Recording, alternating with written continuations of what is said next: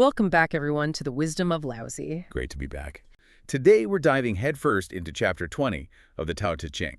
And this one is, well, it's truly unique, really personal. It absolutely is. Last time, you might remember, we were grappling with Laozi's pretty radical call. Yeah, that whole banish sageliness, abandon wisdom, banish benevolence, abandon righteousness thing, it felt pretty extreme. Right. It was essentially an invitation, a pretty bold one, to step away from that relentless pursuit of external validation. Stop chasing success. Stop trying to prove how smart or good we are all the time. Exactly. He was, in his own way, urging us to kind of quit that exhausting chase, to step off the treadmill, disengage from a game maybe we never even consciously chose to play. And you hear that quit, opt out, lie flat, whatever you want to call it. And, well, I think for a lot of us, there's that immediate jolt of anxiety, isn't there? Oh, for sure. It hits a nerve.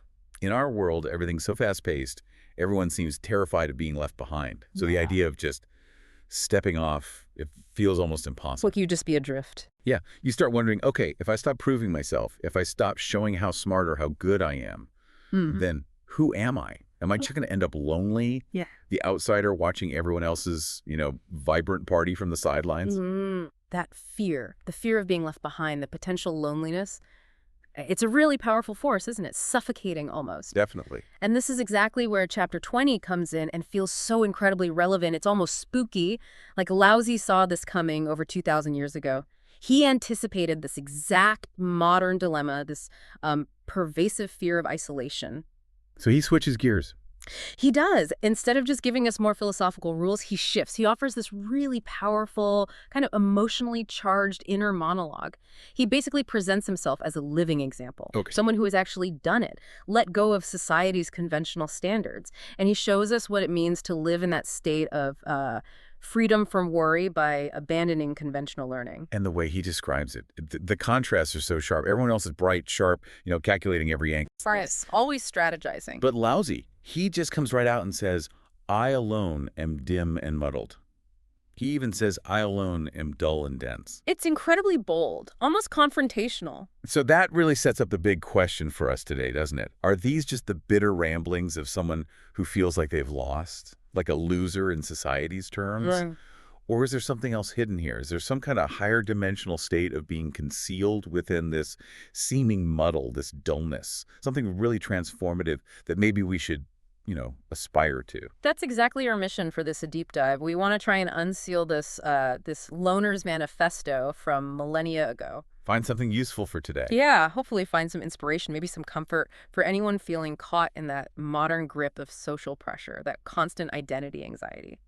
This chapter, it's arguably the most poetic, the most emotionally charged bit in the whole Tao Te Ching. So we need to really listen closely. We do. To really get the profound solitude and the unique wisdom here, we have to immerse ourselves directly in Laozi's own words.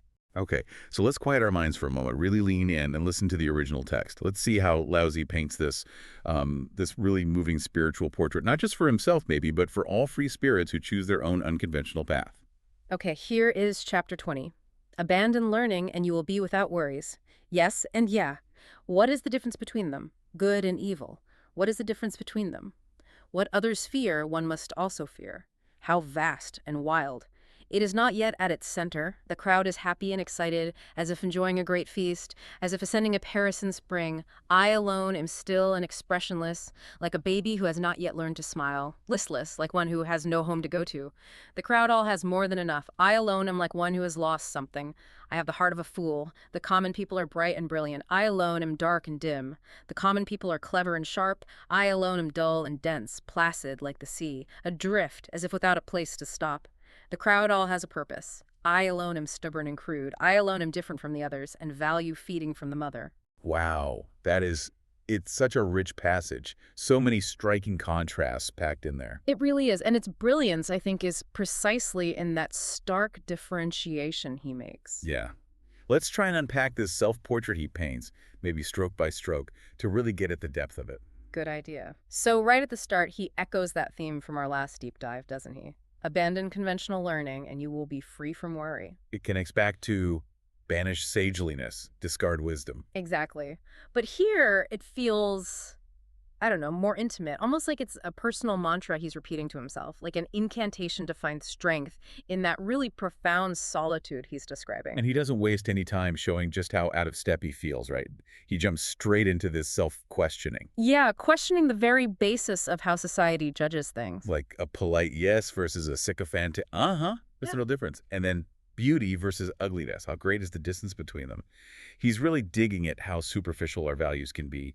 It's incredibly insightful, especially, thinking about our world today, like social media. Oh, yeah. Someone posts a picture, you hit like maybe type stunning. How much of that is like genuine appreciation and how much is just social protocol and our automatic response? Doing what's expected. Right. We celebrate certain looks, certain bodies, and dismiss others. But who sets these standards? They're always changing anyway. Do they have any real lasting value when you look deeper? That's so true. And Laozi seems genuinely perplexed by how people chase these things. These shifting, socially defined, ultimately kind of fleeting values. And he nails the reason why. What others fear, one must also fear. People are just terrified of being ostracized, right? Of standing out. So they just go with the flow. Exactly. Affirm what everyone else affirms, fear what everyone else fears. It's such a powerful description of conformity. And it hasn't changed much, has it? Not at all. And he calls this the carnival of conformity. It sounds vibrant, but he implies it's also empty. Deeply empty, yeah. He paints this really vivid picture. Oh, this spiritual wasteland, it seems endless. The people are so merry, as if heading to a grand feast, as if climbing a scenic terrace in the springtime. It's all joy and excitement on the surface. But for him, it highlights a void. Precisely. It highlights a profound spiritual emptiness within all that noise. It's such a heartbreaking contrast, isn't it? Yeah. When everyone's rushing to the same party, the one person who doesn't want to go is, well, they're truly the lone outsider. And Laozi is that outsider. He doesn't join in, he just stands his ground. And then he starts describing his own internal state. It's like he's inviting us into his private world. And that's where it becomes really poetic. Yeah, this series of really poignant self-descriptions, he says, I alone am tranquil, as if before any omen has appeared. So while everyone else is buzzing with anxiety about the future, about gains and losses, His heart is like a still lake. exactly, undisturbed, unaffected by all the clamor. And then that line, I am muddled, like an infant who has not yet learned to smile. That's fascinating. What do you think he means there? Well, it suggests a state that's even more primal, maybe, more chaotic, undifferentiated than even a newborn, like a raw, unfiltered existence, untouched by all the social conditioning and expectations. Okay, so beyond the usual categories. Right. And then I am weary and adrift, like a wanderer with no place to call home. While everyone else has their place, their coordinates in society, their sense of belonging. He sees himself as rootless, an outsider.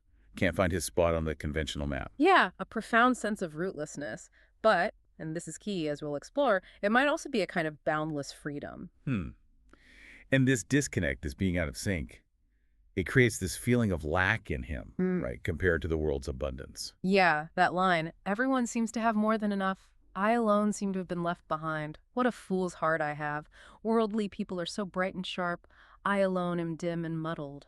That feeling of being left behind, having a fool's heart, it feels very relatable, actually.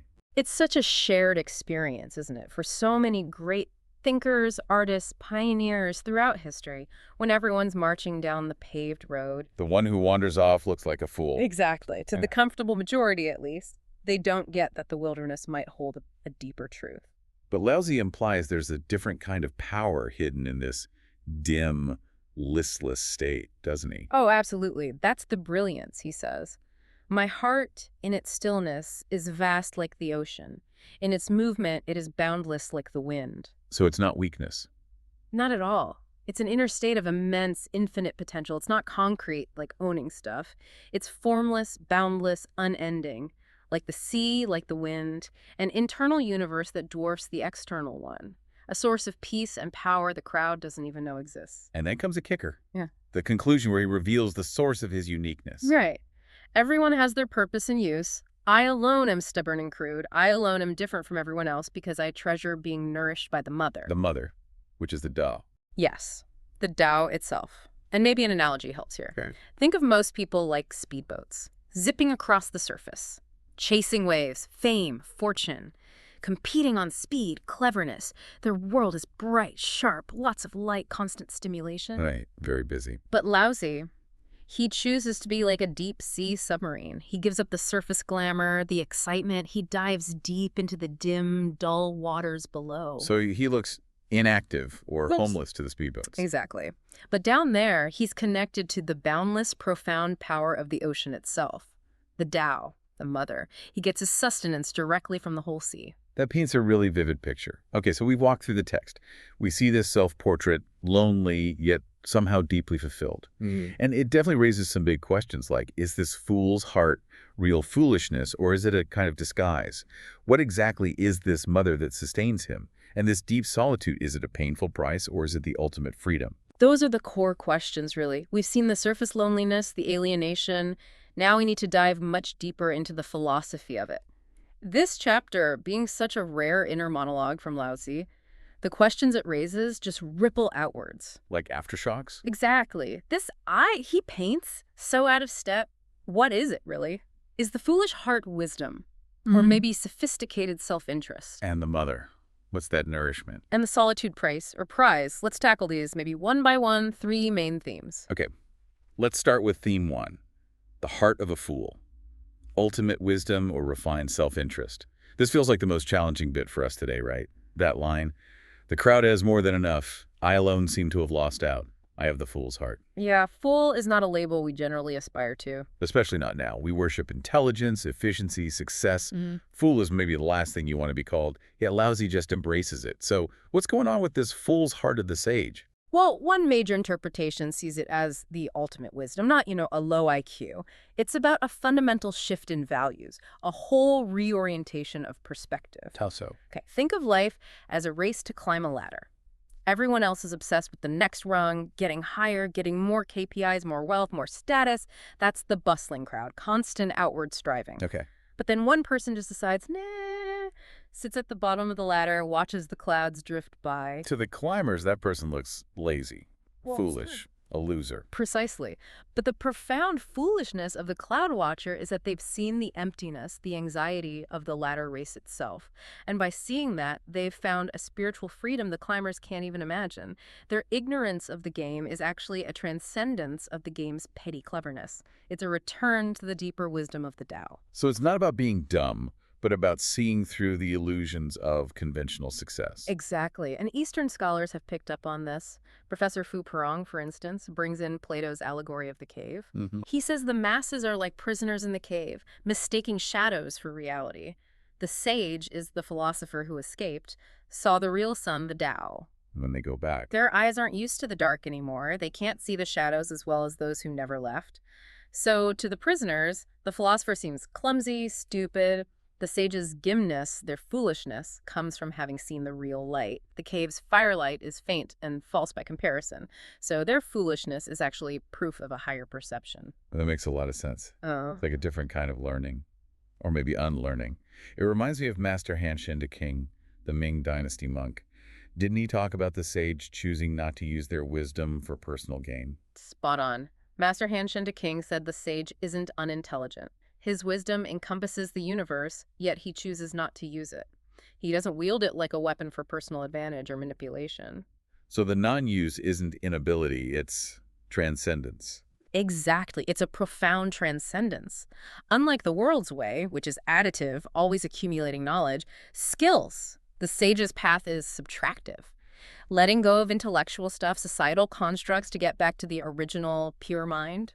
He called it the true learning of no learning. Like choosing not to win a petty argument because you see it's pointless. Perfect example. That's a form of non-use of cleverness. Okay, so after all that, what does this fool's heart really mean for the sage's state of mind? Are there, like, less charitable interpretations, too? Oh, definitely. Western interpretations, for example, they vary quite a bit. Some see Laozi as, a melancholy pessimist.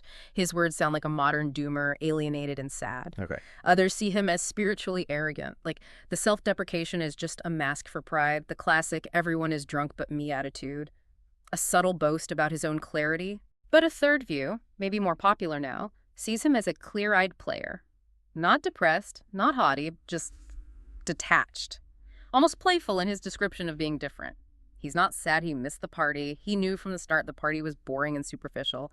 He's happily enjoying his own private gala, one that's perfectly in tune with the cosmos. That's a fascinating range. But didn't Wang Fuzi have a much tougher, almost cynical take? Absolutely. The intellectual giant Wang Fuzi, he argued the foolishness could be a highly refined form of self-interest. Especially back in the Warring States period, showing off your talent could literally get you killed. Right. Dangerous times. So Wang Fuzi suggested Laozi's goal wasn't pure spiritual liberation, but learning to be agreeable everywhere to preserve oneself. In this view, the foolishness is brilliant camouflage.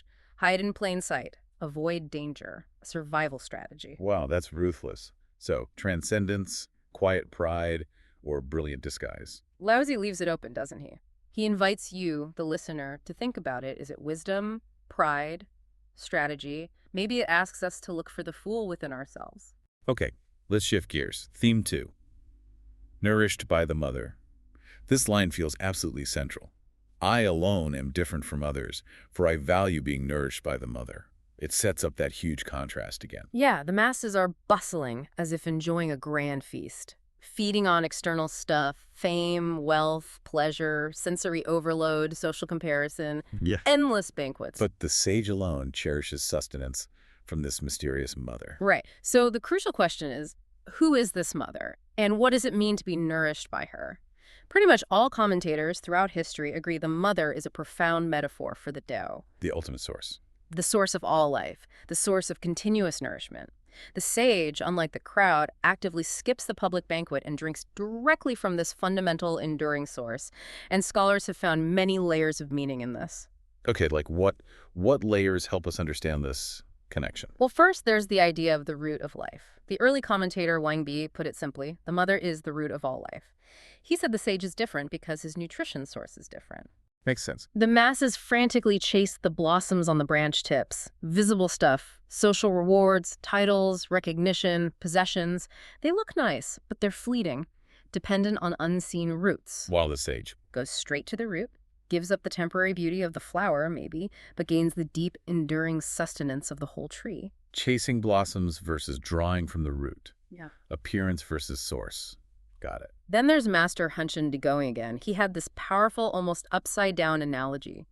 He said worldly people are like those who abandon their mother to beg for food from her children. Wow. Explain that. The mother, the Tao, is the infinite source creating everything, her children, let's say. To abandon that infinite source and instead beg for finite scraps from its creations, it's a fundamental error, almost tragic. Leads to endless wanting. Exactly, a perpetual spiritual hunger that can never really be satisfied. The sage is the rare one who gets this mistake and knows to return to the mother's unconditional embrace. So it's like trying to feed ourselves by eating our own creations Yeah. instead of going back to the original source. You got it. And another scholar, Su Che, compared the sage to an infant who eats no mixed foods, but is nourished by its mother alone. Pure nourishment. Pure, simple, perfectly suited, fundamental, no artificial additives. The masses, though, are like adults hooked on processed food, overstimulated by artificial flavors, fame, status, wealth. Spiritual junk food. That's a great way to put it. This diet leads them further from their vital, natural source, resulting in a kind of deep spiritual sickness or malaise. That spiritual junk food idea really lands today. Is there an emotional angle to this mother metaphor too? Like, does it relate to belonging? Absolutely. The modern writer Yu Qiyu brings in this deep, almost nostalgic feeling. He calls it a mother-seeking sentiment. It's more than just philosophy. It's a spiritual search for roots, for profound, unconditional belonging. So the sage's connection to the Tao isn't just intellectual. Not at all. It's intimate. The unconditional trust and comfort a child feels with its mother. This deep emotional bond gives the sage the strength to endure the solitude, because deep down they know they always have a peaceful spiritual home to return to.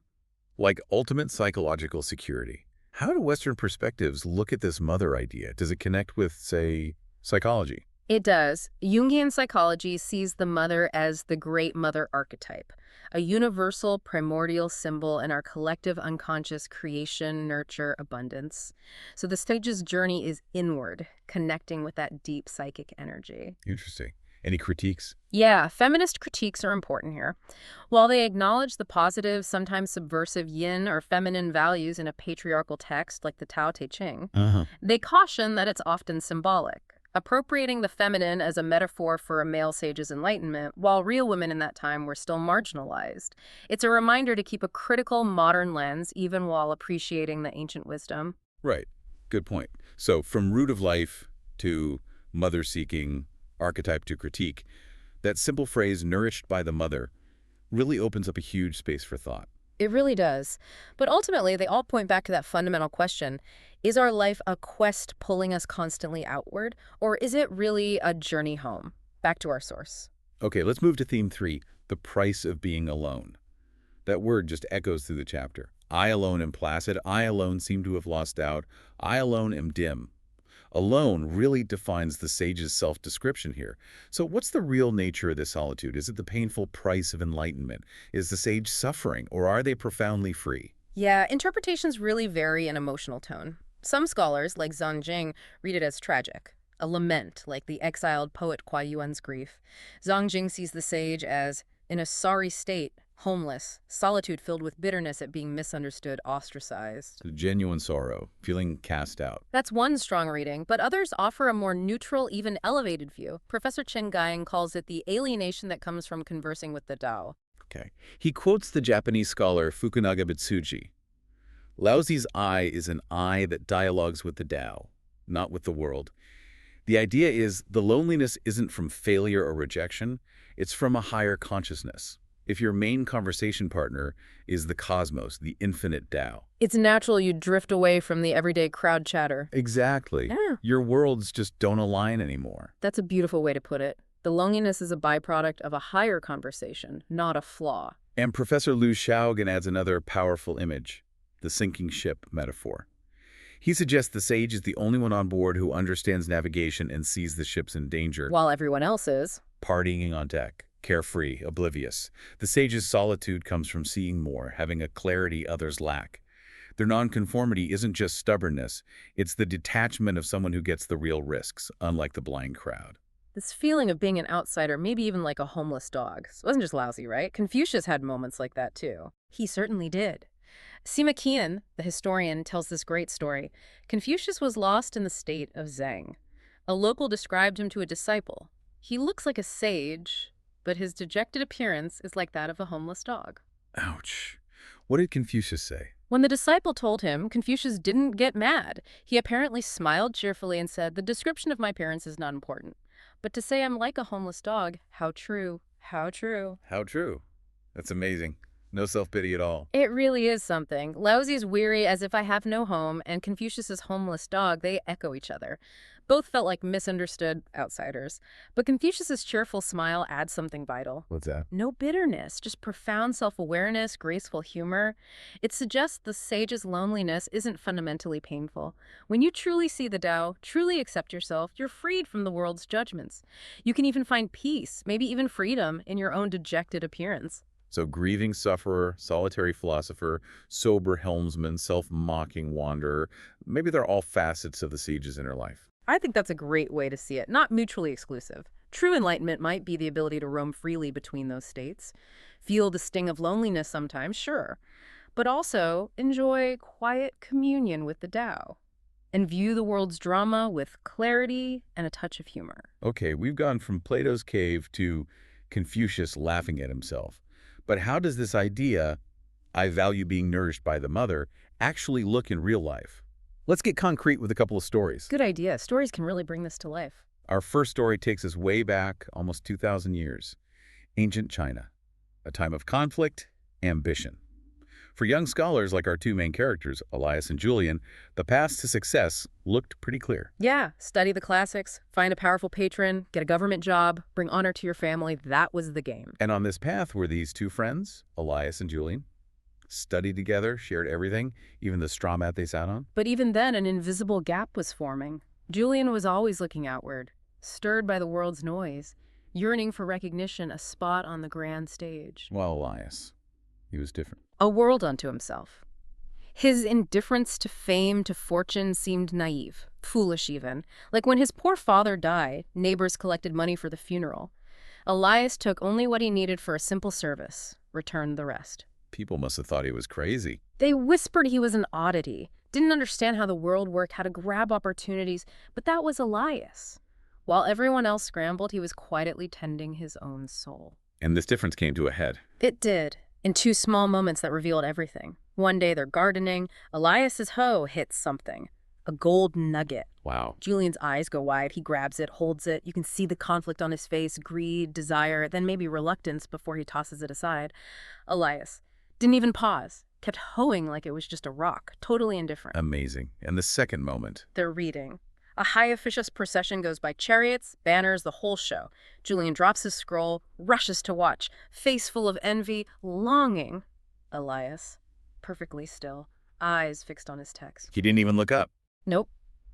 When Julian came back, buzzing about the spectacle, Elias just looked at him quietly, took out a knife, and sliced the straw mat they shared right in two, Bro. pushed his half away, and said calmly but finally, "Our paths diverge." It wasn't anger, it was just a clear declaration of different values. He realized they were nourished by totally different things. So what happened to Elias? What's the takeaway? Well, Elias later retreated from all that ambition, lived simply as a teacher, refused offers of wealth, power. His life looks unremarkable from the outside, maybe. Not the grand stage Julian wanted. But inside. Profound depth, quiet freedom. Cutting the mat wasn't just cutting straw, it was cutting his ties to external validation, fleeting rewards. Julian needed the world's grand feast, the gold, the status. Elias was protecting his inner wellspring, the mother. Just like Laozi said, I alone am different. I value drawing nourishment from the mother. Exactly. The story shows that when you find your real source of nourishment, you find the courage to stand apart, no matter what the crowd thinks. That's powerful. Okay, now let's jump forward 2,000 years. Gleaming tech campus, second parable. Right. Meet David, software engineer. A legend, technically brilliant, but also an anomaly in his corporate culture. How so? His skills are off the charts, the quiet wizard everyone turns to when things get impossible. But the company culture is all about self-promotion. Eloquent pitch often beats elegant work. David is profoundly out of step with that. While his colleagues are mastering personal branding, slide decks, buzzwords, managing up. Exactly. David's usually got headphones on, lost in code architecture. The systems he builds are beautiful, robust, efficient works of art, but only a few techies really see the brilliance. Did his manager try to change him? Oh yeah, pulled him aside often. "David, you're brilliant, but you gotta sell it. Make your voice heard, or you'll hit a ceiling." That was the gospel there. David's quiet ways seemed like a recipe for being overlooked. Then comes the big annual review. High stakes. Yep. Deciding projects, resources, leadership roles. Team after team presents. Dazzling slides, passionate speeches, big promises, lots of buzzwords. And David's team. His manager's a bundle of nerves, David's presentation, a few sparse slides, incomprehensible diagrams, raw code snippet. Oh boy, how did it go? David takes the stage, sits at the terminal, pulls up his code, says quietly, "My proposal is in here." Then for 20 minutes, silence. He just navigates the living system he built, explains the logic, the trade-offs, like a master craftsman sharing his work. How did the executives react? Mostly restless. They wanted flashy summaries, not raw ingredients. It felt like being served uncooked rice at a banquet. David's manager was visibly sinking in his chair, thought it was a disaster. But then? The CTO, legendary figure, deep tech insight, leans forward. "Wait," he says, "go back to that data stream function." What followed was 10 minutes of deep tech talk, way over most people's heads. Caching, asynchronous processing. A conversation between builders. Exactly. Finally, the CTO stands up, addresses the room. "This year," he says, voice cutting through the silence, "I've seen a lot of beautiful empty shells. Today I finally saw a powerful, elegant engine. That's what this company's future needs." Wow. So Didn't win best presentation, but he won leadership of the most critical project and deep respect from those who understood substance over shine. He stayed quiet, immersed in his work, while others chased visibility. he chose his nourishment. Just like Elias. Everyone else clamored for the flashy grand feast of corporate validation. David returned to the source, the pure nourishment of his craft, the mother's milk of his technical life. His path looked quiet, but his inner world was deep. He intuitively got what Laozi taught. Real strength, real fulfillment, comes from nurturing your own inner wellspring, not chasing the glittering facade. These stories really show how that solitude, being different, can could be a conscious choice, not a failure. So how can we, start finding this inner nourishment in our own busy lives? Is there something practical we can do? Absolutely. There's a simple practice you can try this week. Okay, let's hear it. We're calling it the 1-minute solitary meal practice. The principle is straightforward, drawing directly from Laozi's contrast. The crowd chasing external banquets versus him being nourished by the mother, the Tao. Exactly. Our modern world bombards us with, well, spiritual junk food, right? Okay. Social media likes, trends, opinions, that constant need for external validation.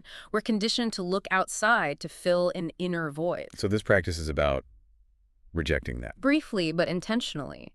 Refusing a piece of that junk food and instead tasting something deeper, more enduring, that inner nourishment.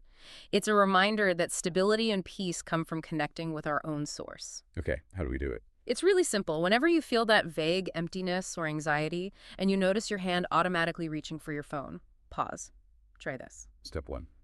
First, recognize the craving. Before unlocking the screen, just pause. Acknowledge the feeling. Maybe silently say, looking for food outside right now. Just notice it. No judgment. Okay. Then, Step 2, initiate the 1-minute solitary meal. Gently put the phone down. Place a hand calmly on your belly or chest. If it feels okay, close your eyes. And for the minute itself. Step 3, taste the inner source. For 60 seconds, don't do anything. Don't try to think specific thoughts or achieve some state. Just feel. Feel your breath moving. Feel the weight, the presence of your body. This is returning to your mother, your inner source. Not seeking anything outside, just tasting the quiet presence that's always there. And after the minute. Step 4, savor the aftertaste. Slowly open your eyes. Notice how you feel. Has that intense urge to grasp outward softened, even slightly? Is there a bit more inner stillness? The goal isn't to eliminate the craving forever. It's just to experience, even for a minute, that you can be nourished by your own being. It sounds surprisingly profound for something so simple. It really can be. It's like flipping a switch, shifting from outward grasping to inward nourishment. We really hope you give it a try this week. Me too. And on that note, I guess we're nearing the end of our deep dive today. Seems so. So friends, chapter 20. What might first sound like Laozi's lonely monologue. Maybe it's actually his fiercely proud Declaration of Independence. I like that framing. He's telling us, if you feel out of sync, if your path feels misunderstood, don't rush to doubt yourself. Maybe you're not lost. Maybe you've just chosen a path that's deeper, further from the noise, closer to life's essence. You're not chasing the phone on the waves anymore. You're learning a more ancient, enduring wisdom. And he boils down that wisdom, that source of his strength, into one incredibly potent line. A lot to remember, really. Which is? I alone am different from others, for I value being nourished by the mother. That holds immense power. And that, naturally, leads us to the ultimate question, right?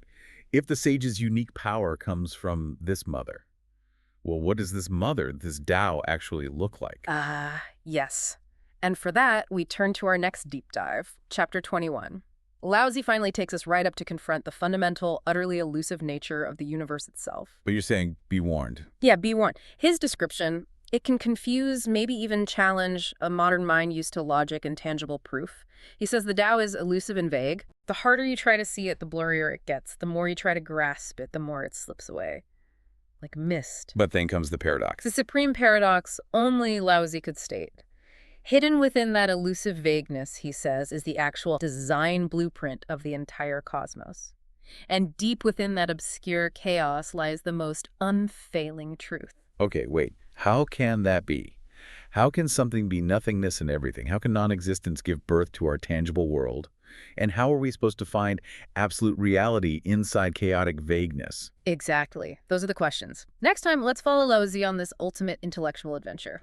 Let's gaze into the deepest essence of the universe, the Tao.